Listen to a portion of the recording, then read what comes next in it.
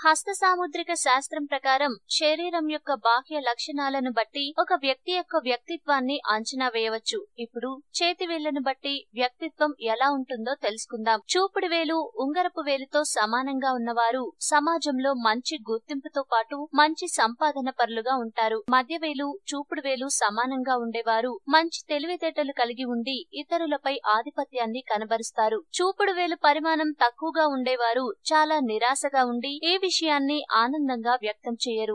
మధ్యవేలు కంటే చూపుడు వేలు పొడుగ్గా ఉండేవారు చాలా గర్వంతో ఉండి తామే గొప్పవాళ్లమని విర్రవీగుతారు. చూపుడు వేలు ఉంగరపు వేలు కంటే పొడుగ్గా ఉండేవారు అల్ప సంతోషులు, అలాగే అత్యాశపరులు. వీరికి అత్యాశ ఒక్కోసారి వారు చేసే పనిని దెబ్బతీస్తుంది. ఉంగరపు వేలు కంటే చూపుడు వేలు చిన్నగా ఉండేవారు చాలా నిశ్చింతగా ఉండుట వలన ఎప్పుడూ ఆనందంగా ఉంటారు. చూపుడు వేలు చిటికెన వేలు సమానంగా ఉండేవారు మంచి వ్యూహాలను వేయటంలో దిట్ట.